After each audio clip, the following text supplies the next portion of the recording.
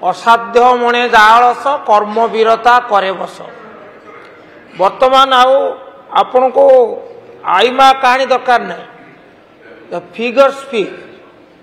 मान्यवर मंत्री अत्यंत स्पष्ट भाव में उल्लेख करिसंती जे आमर 5055 कोटी 19 लाख टंका ये जो 5T स्कूल योजना रे स्कूल मान को दिया जाई तार सौंदर्यकरण करा जाइछे, तार भित्तिभूमिर विस्तार करा जाइछे। ये निश्चित भाव में गोटे ईर्षणीय सफलता जहाको उदारतार सहित ग्रहण करिवार आवश्यकता अछि। केवल अति संक्षेप जानापी चाहूँगी मंत्री महोदय एकता जानती कि केते गुड़े स्कूल वर्तमान सुधा ये टंका खर्च करि पारि नाहंती। सरकार परिवर्तन होला परे सरकार तरफ कौन लिखित निर्देशनामा जाई नहीं जे कार्य हम ना, किंतु केतक सरकारी कर्मचारी अनुगृहित करने से कौन कर बंद कर। तेणु मोर प्रथम अनुरोध हम मान्यवर मंत्री जो जो स्कूल मान को मंजूरी होइतिबा 5T स्कूल अनुदान खर्च करा जाए नहीं ताकू तुरंत करने निर्देश देवे कि एक। एवं मोर द्वितीय प्रश्न है जहाँ अत्यंत जरूरी जो विषय मान्यवर सदस्य कहते कटक फिरदोसा से जो एगुड़िक मुख्य जो स्मार्ट क्लास सेगुड़िक सबू वस्तुत माने अक्षम, कारण से कंप्यूटर टीचर नहांती एवं कंप्यूटर टीचर करने माननीय मंत्री कहले आम विचार करूँ। धन्यवाद आपको। मु खाली गोटे निवेदन करने चाहे 5000 कंप्यूटर टीचर जो मैंने नियुक्ति पाई माने रिक्रुटमेंट होता परीक्षा देकर पास करते मेरिट से माने छटे बसती। आपण 8100 नुआ कंप्यूटर टीचर नियुक्ति दवाई गोटे निष्पत्ति करिसेंती। ये एक अभिनंदनीय निष्पत्ति, किंतु से जो 5000 छटे हेले जो माने इच्छुक जेहेतु से माने अभिज्ञ तेणु से कथा विचार को नेले भल हम।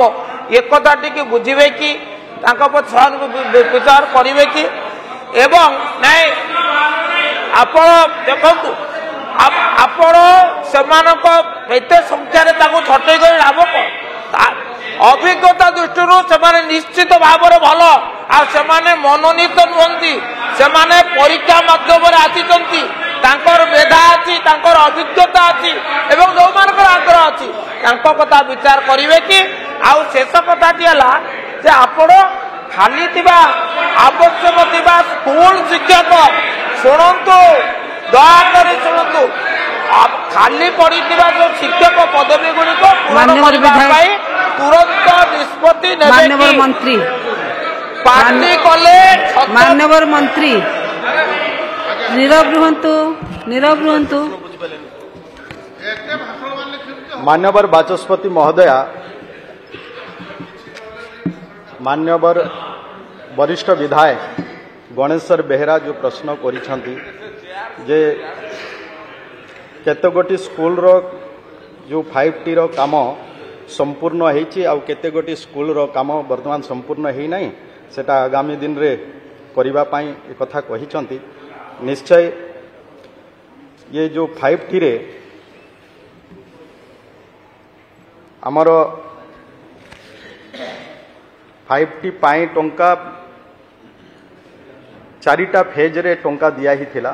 प्रथम फेज रे 781 स्कूल को, द्वितीय फेज रे 2268 स्कूल को एवं तृतीय फेज रे 2065 स्कूल को। जंती से कहले से आमर टोटाल अमाउंट दिया थिला आमर जो 24टा डिस्ट्रिक्ट रे जो स्कूल गुड़ाक CSR एवं मैचिंग ग्रांट एवं 3x ग्रांट रे सेटा 3088 कोटी 20 लाख टंका दिया ही थिला।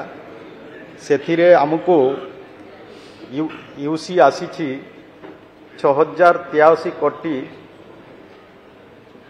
65,56,986 कोटी टंकार एवं এটা ଆମକୁ ୟୁସି ଆସିଛି 6,836 କୋଟି 55,69,086 ଏବଂ ସେଥିରେ ବର୍ତ୍ତମାନ ଯାଏଁ ୟୁସି ଆମ ପାଖରେ ଆସିପାରି ନାହିଁ 2,404 କୋଟି 54,43,014 ଟଙ୍କାର ଆର ଆମକୁ ୟୁସି ମିଳିନି। ସେଥିରେ ଆମର ଅନଗୋଇଂ 736ଟି ସ୍କୁଲର ଅଛି। ବର୍ତ୍ତମାନ 736 ସ୍କୁଲରେ କାମ ହେଇନାହିଁ, କାମ ଚାଲିଛି। ଆଗାମୀ ଦିନରେ ନିଶ୍ଚୟ ବିଭାଗ ଆକୁ ଅନୁଧ୍ୟାନ କରିବ ଏବଂ ନିଶ୍ଚୟ ନିର୍ଦ୍ଦେଶ ଦେବ ସେ କାମ ଗୁଡ଼ାକ କେମିତି କମ୍ପ୍ଲିଟ୍ ହେବ ଆଉ ଠିକ୍ ଭାବରେ କେମିତି ହେବ। ଆଉ ଆପଣ କହିଲେ ଯେଉଁଠିକି ଅନେକ ଯେଉଁ କମ୍ପ୍ୟୁଟର ଶିକ୍ଷକ ଗୁଡ଼ାକ ସେମାନେ ବର୍ତ୍ତମାନ ନାହାନ୍ତି ଆଉ ଯେଉଁମାନଙ୍କୁ ବର୍ତ୍ତମାନ ଯେଉଁମାନେ ଥିଲେ କମ୍ପ୍ୟୁଟର ଟିଚର ସେମାନେ ଟର୍ମିନେଟ୍ ହେଇଛନ୍ତି। ନିଶ୍ଚୟ ସେ କଥାକୁ ବି ଆଗାମୀ ଦିନରେ ଯେତେବେଳେ ବିଭାଗ ସରକାର ଯେତେବେଳେ ପଦକ୍ଷେପ ନେବ ନୂତନ ନିଯୁକ୍ତି ପାଇଁ ସେତେବେଳେ ତାକୁ ବିଚାର କରାଯିବ। ନାଇଁ 5T ସ୍କୁଲ ମାନଙ୍କରେ ଯେଉଁ 3,000 ଉପରେ ଆନୁଷଙ୍ଗିକ କମ୍ପ୍ୟୁଟରଠୁ ଫର୍ଣ୍ଣିଚର ପର୍ଯ୍ୟନ୍ତ କିଣା ହେଇଛି ମୋର ସନ୍ଦେହ ହୁଏ ତତ୍କାଳୀନ ସରକାର ସମୟରେ ଏଟା ଅତ୍ୟନ୍ତ ଦୁର୍ନୀତି ଅଛି। ମାନ୍ୟବର ମନ୍ତ୍ରୀ ମହୋଦୟ ତାକୁ ତଦନ୍ତ କରିଛନ୍ତି କି ନାହିଁ? ଯଦି କରିନାହାନ୍ତି ଦୟାକରି ତଦନ୍ତ କରିବେ କି? ମାନ୍ୟବର ମନ୍ତ୍ରୀ। ମାନ୍ୟବର ବାଚସ୍ପତି ମହୋଦୟା ଯେ 5T ସ୍କୁଲରେ ଯେଉଁଠି ବି ଦୁର୍ନୀତି ହେଇଛି ଏମିତି କିଛି ଯଦି ସ୍ପେସିଫିକ୍ ଅଭିଯୋଗ ବିଭାଗକୁ ଆସିଛି ସେତେବେଳେ ବିଭାଗ ତରଫରୁ କିଛି ପଦକ୍ଷେପ ନିଆହେଇଛି। ଆଉ ବର୍ତ୍ତମାନ ବି ଯଦି ବିଧାୟକ ମାନ୍ୟବର ବିଧାୟକ ସେମିତି ଦୁର୍ନୀତି ହେବାର କିଛି ପରିଲକ୍ଷିତ ଅନୁଭବ କରୁଛନ୍ତି ଯଦି ସ୍ପେସିଫିକ୍ ସେମିତି କିଛି ଯଦି ଅଭିଯୋଗ ଆସେ ତାକୁ ବିଭାଗ ଅନୁଧ୍ୟାନ କରିବ ଏବଂ ନିଶ୍ଚୟ ତା ବିରୁଦ୍ଧରେ କାର୍ଯ୍ୟାନୁଷ୍ଠାନ ଗ୍ରହଣ କରାଯିବ।